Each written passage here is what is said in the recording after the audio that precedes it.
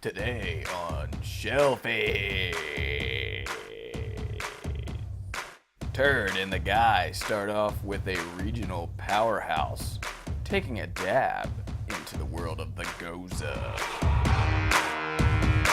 Shelfies welcomes another guest creator to the show.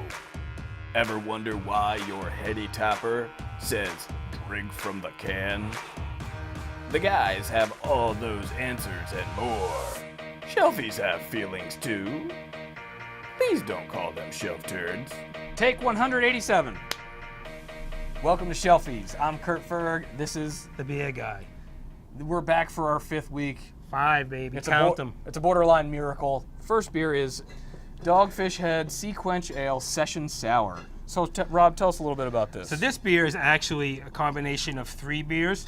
It's a Kolsch, it's a Berliner Weiss, and it's a Gose. So they do 3 different boils with it. I've had this beer several times. This seems like a better version of it than it has. It's improved. Yeah. I don't know if it's the can. Yeah, I had this from bottle last year. I don't know if it's the company. Yeah, I had it from a bottle last year, and I definitely like this better. Yeah, it's better. It's way better. Yeah, I'm a big fan of this. I would for sure buy a 6-pack of this. Total beach beer. Yeah, I love it.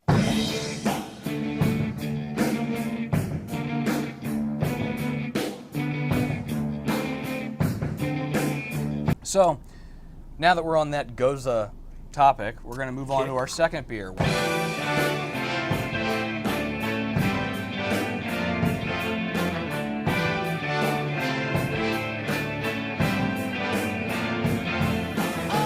Which is draft-only release from Flying Dog Brewing Company. So the story behind this is it's with Buck Distributing, which is our Flying Dog distributor here. That's me.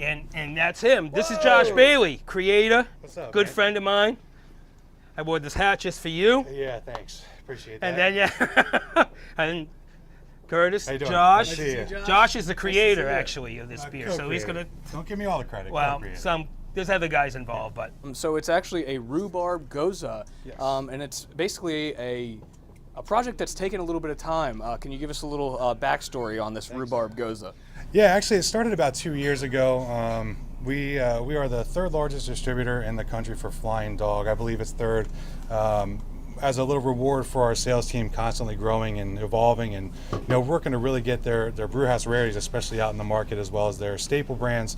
The core is the most important thing, but it's always cool to have these little side projects that get out there and get really nice exposure. So all the supervisors, we got to pick groups of salesmen and some other guys that were draft techs and all into our groups and handpicked some ideas. Had a lunch down on the Eastern Shore one day at the Jetty and just pitched the ideas to a panel of people. Brian Shorten and John Stallings, both from Flying Dog, as well as some of our upper management as well. Some of the ideas were stuff you would expect. Some of it was really off the wall.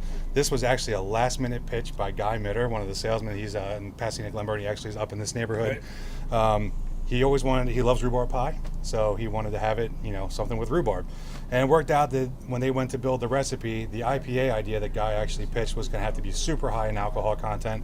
So we lowered it down to a Gose and got a real nice 5%er out of it. so they put there's some strawberry in Some this, strawberry right? to cut the front bitterness of end? the rhubarb, so you didn't have to add as much malt backbone to it to keep it light. Really get it's straight like strawberry rhubarb juice. In Arundel County, correct? It's our whole territory, Okay. 5 counties as well as the Eastern Shore. So Anne Arundel all the way down to St. Mary's, and then 5 counties on the Eastern Shore, but it is draft only. It's the only way you can get it, so growler or on-premise restaurant. Most people that are involved in the beer industry, I would think, are fans of the Alchemist, which is... Never heard of them. Yeah. Never heard of them. Where is it? Where are they from?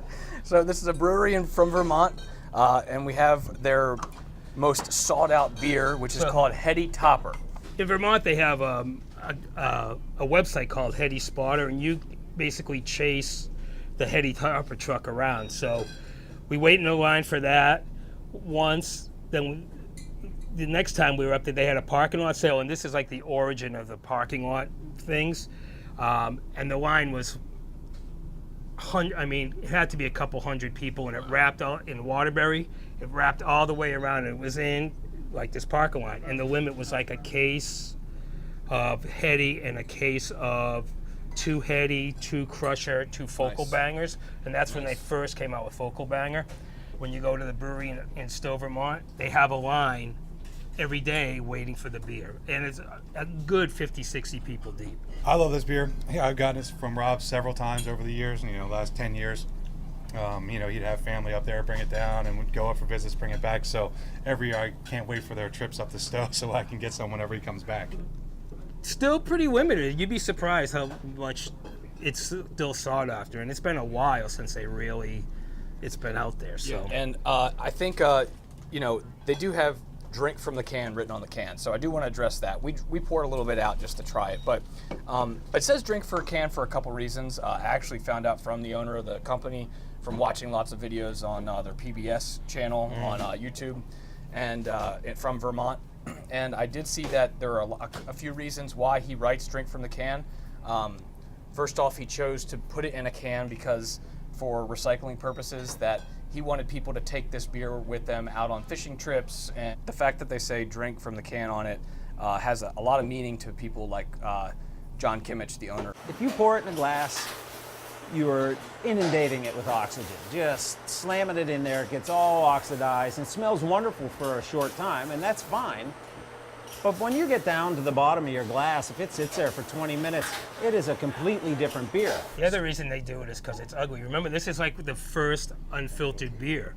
Like they started the whole, not only the line trend, but the whole unfiltered beer trend. I'm not noticing as much chunks on the more recent stuff. Like I No, they used to, probably but- is. Yeah, this is a little clearer than it used to be in the past. For Anyways, sure. that's it from our show on Shelfies today. Sorry to cut Rob off. 1283 goes up for a vote on Wednesday.